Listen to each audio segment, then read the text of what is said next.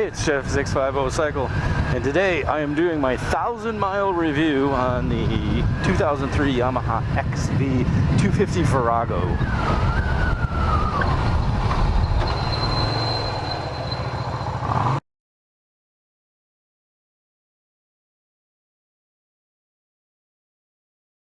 Thousand miles on this in about 6 weeks since I've got it on the road. I think that speaks pretty loudly to how I feel about this bike, in that I think it's a lot of fun to ride, and it is kind of my go-to. I've been commuting on it various places. My daughter has been riding it a little bit. She just got her endorsement, and so 1,000 miles in 6 weeks, just commute miles, that's pretty dang good. So I'm going to talk about a few things today. The first thing I want to talk about is performance. This is a 250cc motorcycle, so our top speed and our acceleration are not what we would call phenomenal. They're pretty good for a 250cc motorcycle. My top speed that I've hit on this thing is 70 miles an hour. I think it might get a little more, but I think that's probably about it. I didn't get this bike to go fast. I didn't get this bike to ride 70 miles an hour. So I don't really care what the top speed is. I found it just so that I could say I know what the top speed is. Performance-wise, as far as acceleration, I have no problem getting up to speed. Rolling with traffic, being in traffic, 2 lanes of traffic, all of that. I move very easily through all of that. I have changed the gears. It has a stock gear set of 1645, and I have put a 1740 on it. And I will say that I think that might be a little bit tall. I am in a very long, flat part of the state. Mid-Michigan is long, flat, straight stretches of road. So,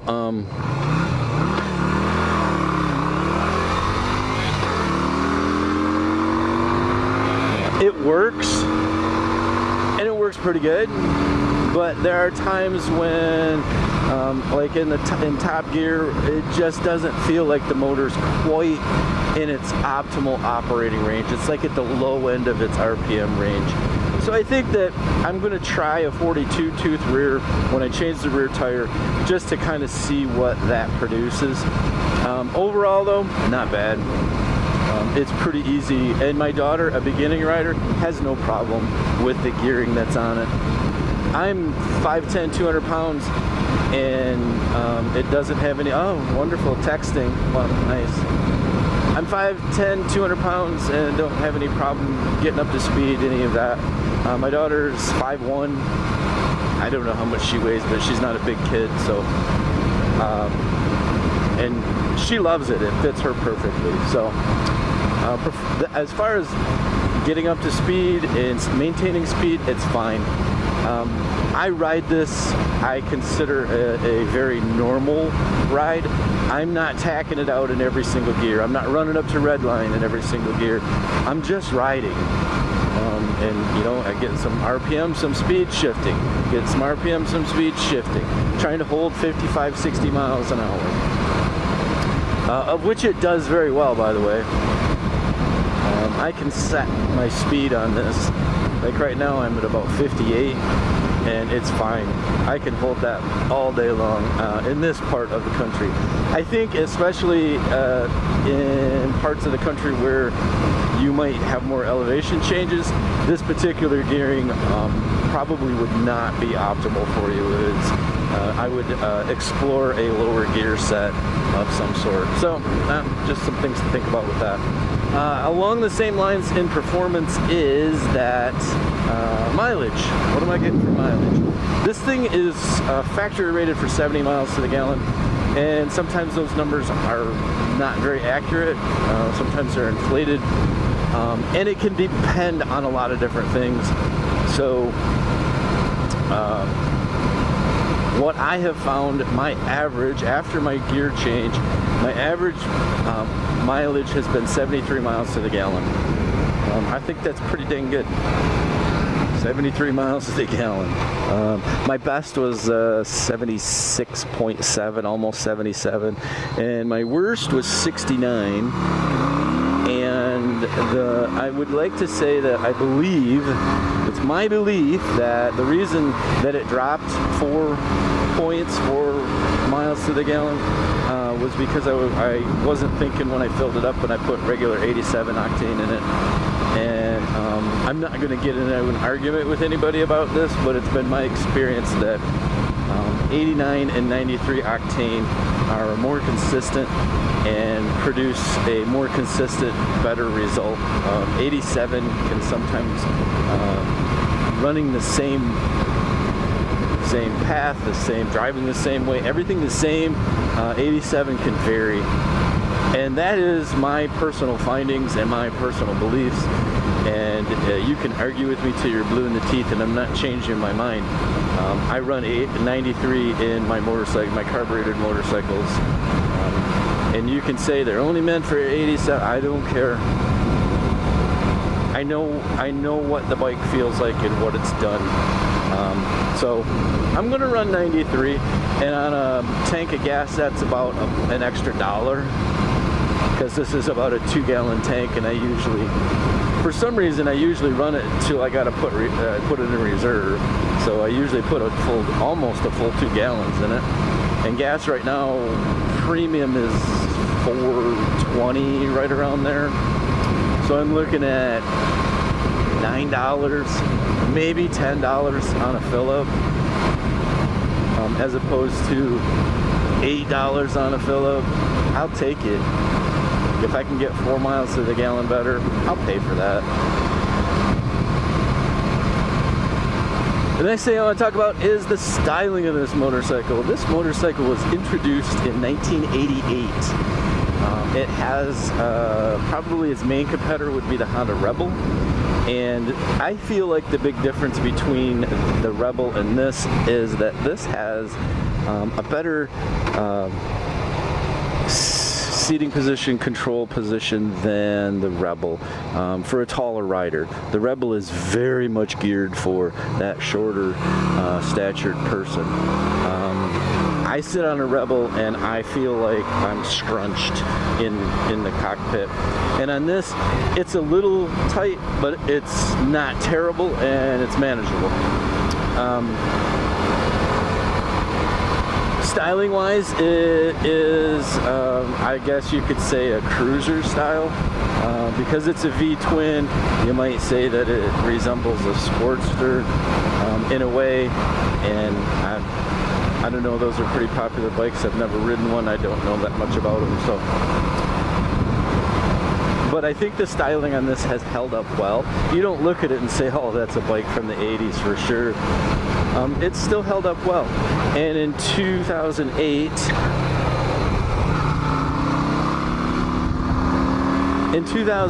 they changed from the Virago line to the V-Star line.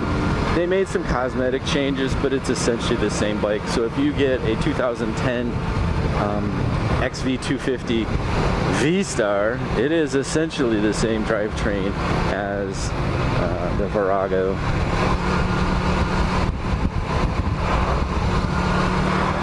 Just some styling differences, and I think that needed updated. This has what I call pullback handlebars. Some people call them buckhorn style handlebars.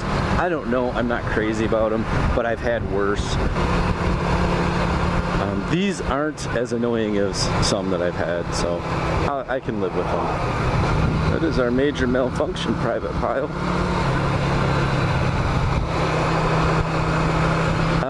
And the other thing I've noticed is I don't ride motorcycle to be noticed, but as you're riding, you observe people, and I think I get more looks on this than I ever got on my Honda GL 650.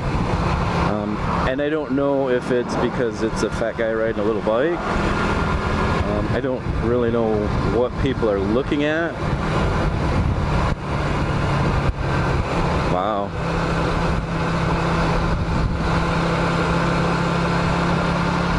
but they seem to, they see it, they look at it, and I think it might be, wow, that's a neat looking bike, but I don't know what it is. It looks kind of small. They don't get what it is, but it's a decent looking bike. So lots of chrome, it's pretty, all of that. So styling wise, I give it a thumbs up, and I think that it's styled very well, and even though it is a bit dated, it has held up well for styling.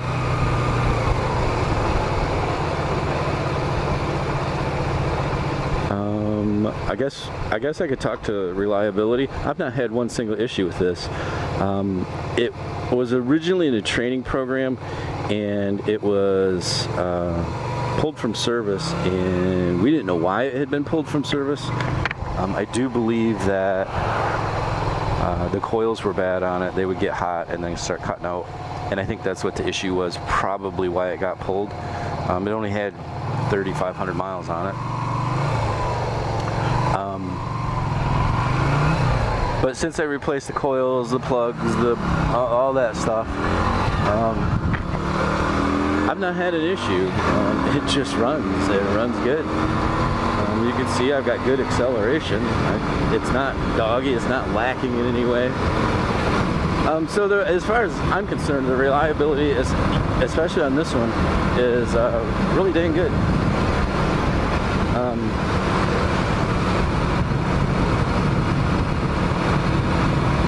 I guess the next thing I want to talk about are a couple of things that I have an issue with. And it's not the type of issue that is like, I don't want this bike because of this issue. It is the type of problem that's like, it's kind of a minor annoyance. And one of them is the brakes. The brakes are adequate at best. They're not fantastic. I watched another guy on YouTube kind of doing a review on these, and his comment was, it's a small bike, you should be able to get it to stop fairly quick. And the brakes are just adequate. I do think that the front brakes on this need serviced. I have ridden another one recently that the front brakes worked better, but still in that adequate range. Not fantastic, but okay. So there's that.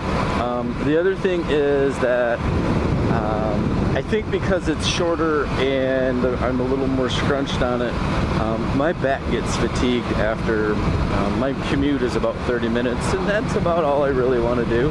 I've ridden it further and gotten off it and been like, wow, my lower back is really sore.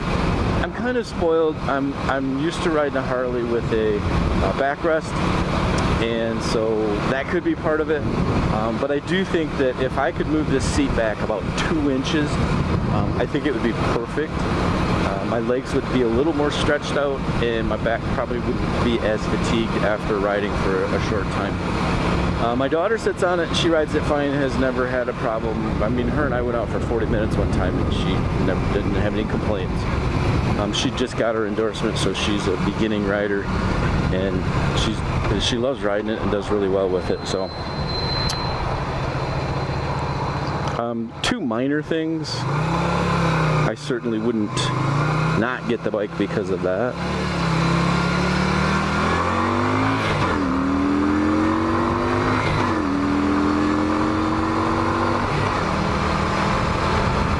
So overall, I think I would give this bike an 8 out of 10. As a commuter, as a beginner bike, even with the gearing change, my daughter doesn't have problems with it as a beginning rider. So I think an 8 out of 10 is pretty fair. Fix the brakes on it, get an adjustable seat, and it'd probably be a 9 out of 10. Maybe a 9.5. I think it does really well. So I am at my destination, so I'm going to sign off for a little bit. I'll do a quick walk around when I get back to the house, and we'll just go from there.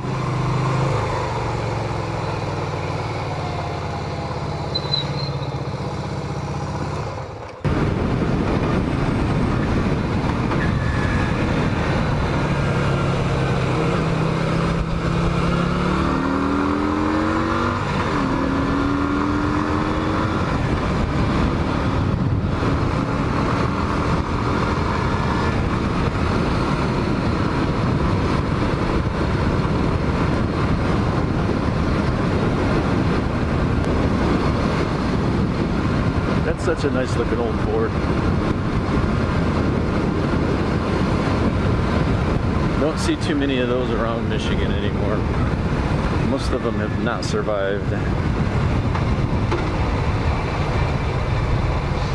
All right, let's do some performance off of a stop sign.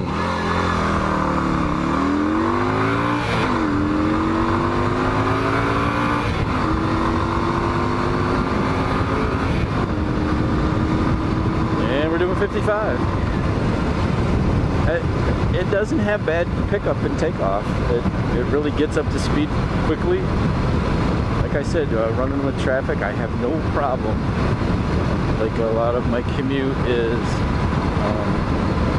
2-lane side-by-side stuff, and it runs fine. I'm never getting passed by cars off of a light or a stop sign. I might not ride as fast as when they're riding. Usually I'm pretty close to the speed limit, and a lot of times people aren't running as close to the speed limit, so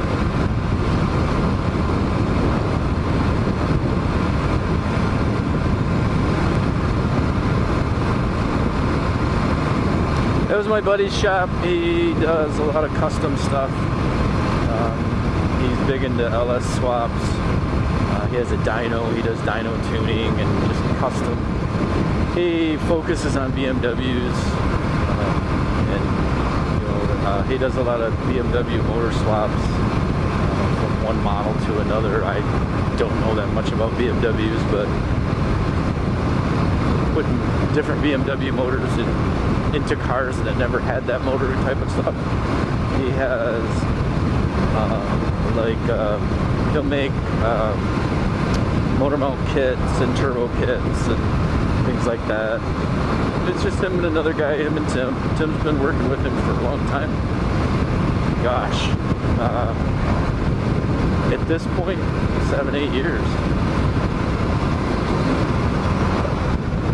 So I like to stop and see him. I've done a couple things with him. We've gone on road trips and picking up parts, and I went out last fall with him and picked up the dyno he's got now, and it was me and Tim and another guy and Jake, and we went out and picked up a dyno.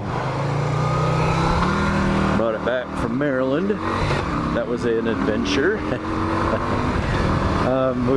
We've done like parts runs. He sells used parts as well, BMW parts, and so got a lot of different stuff going on, different sources of income. So he's a pretty smart guy. He was working on a car. I think he did a motor swap on a BMW. I'm not even sure what motor he went into it, but it's a California car.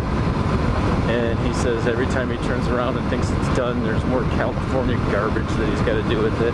Another module here or there. It's just ridiculous. California is just I don't know, they're ruining it for everyone in my opinion. Oh yeah, so sometimes I ride past this going north to south. I'm running west right now. I just don't ride down this road often, so I will say I'm glad that I've never picked up the recumbent bicycle trend. I think they look ridiculous.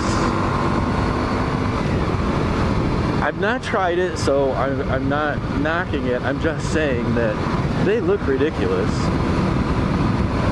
I feel like I'm more comfortable on a standard bicycle. I don't really understand the recumbent. The other day it was extremely windy out when I was riding this, and it was struggling in that wind. Like I got into a headwind, and it was having a hard time holding 55 miles an hour in 5th gear. I was dropping speed, and then I would downshift and it'd come back up. So that's another reason I think that the gearing is a little bit on the high side. It's great for the mileage, but I think a 42 rear would probably bring it back into a little bit more RPM at the higher end, and I don't think I'm going to lose much on mileage. I'm really interested to see if it affects my mileage at all. We'll see. I think the biggest thing that affects the mileage on this bike is riding style.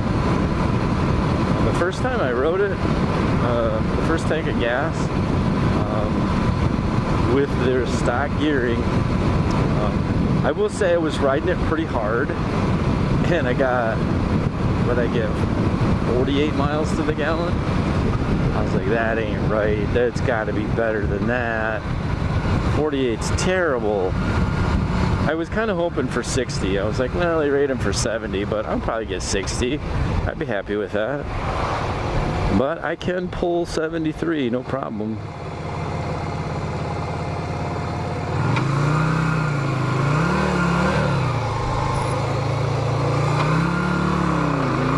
Regularly and consistently.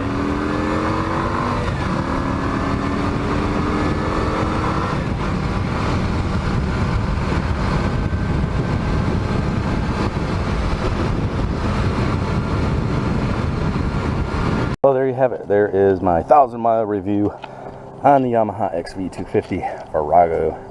I think it's a very good beginner bike. I think it's a very good commuter bike. It has decent power. It seems reliable at this point, and I've been enjoying it, and my daughter's been enjoying it. So can't complain at all about any of it. I think it's going well. So make sure that if you like this video, you give it a thumbs up, and subscribe to the channel. Follow me on Facebook and Instagram at 650cycle. And if you're out riding, ride safe.